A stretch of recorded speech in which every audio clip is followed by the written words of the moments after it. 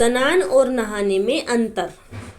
एक बार देवी सत्यभामा ने देवी रुक्मिणी से पूछा कि दीदी, क्या आपको मालूम है कि श्री कृष्ण जी बार बार द्रौपदी से मिलने क्यों जाते हैं?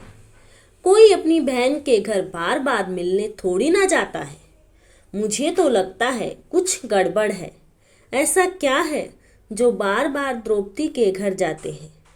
तो देवी रुक्मिणी ने कहा, बेकार की बातें मत करो, ये बहन भाई का पवित्र संबंध है। जाओ जाकर अपना काम करो। ठाकुर जी सब समझ गए और कहीं जाने लगे। तो देवी सत्यभामा ने पूछा कि प्रभु, आप कहाँ जा रहे हो? ठाकुर जी ने कहा कि मैं द्रौपदी के घर जा रहा हूँ। अब तो सत्यभामा जी और बेचैन हो गई और तुरंत देवी रुक्मिणी से बोली, देखो दीदी, फिर वही द्रौपदी के घर जा रहे हैं। कृष्ण जी ने कहा कि क्या तुम भी हमारे साथ चलोगी? तो सत्यभामा जी फौरन तैयार हो गई और देवी रुक्मिणी से बोली कि दीदी, आप भी मेरे साथ चलो और द्रौपदी को ऐसा मजा चखा के आएंगे कि वो जीवन भर याद रखेंगी। देवी रुक्मिणी भी तैयार हो गई। जब दोनों देवियां द्रौपदी के घर पहुंची तो देखा कि द्रौपदी अपने केस संवार रही थी।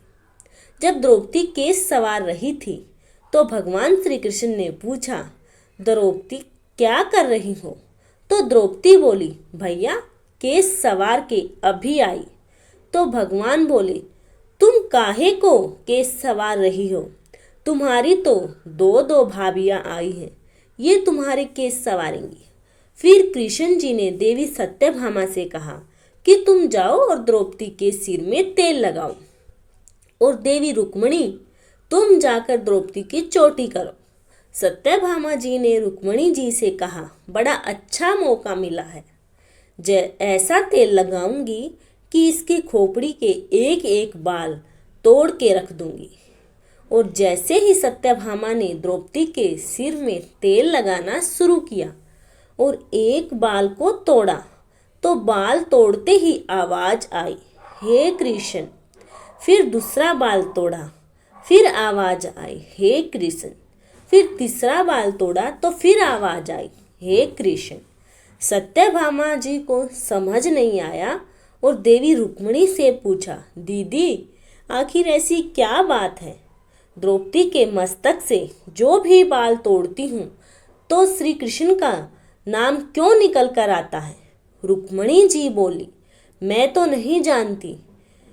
तब पीछे से भगवान बोले, देवी सत्यभामा, तुम देवी रुक्मिणी से पूछ रही थी कि मैं दौड़ दौड़ कर इस द्रौपदी के घर क्यों जाता हूँ?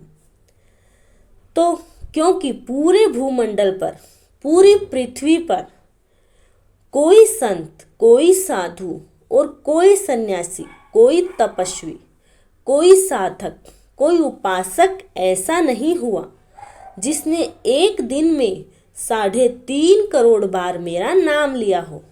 और द्रौपदी केवल ऐसी है जो एक दिन में 3.5 करोड़ बार मेरा नाम लेती है, प्रतिदिन स्नान करती है, इसलिए उसके हर रोम में कृष्ण नजर आता है और इसलिए मैं रोज इसके पास आता हूँ।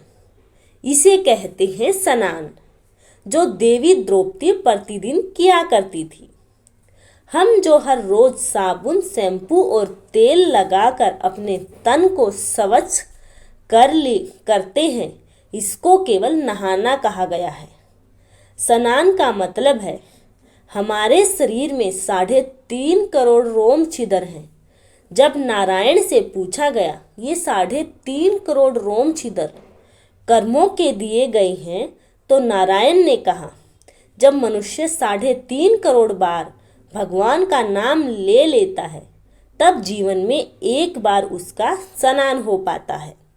इसको कहते हैं स्नान। श्री कृष्ण का नाम तब तक जपते रहिए जब तक 3.5 करोड़ बार भगवान का नाम ना जप ले।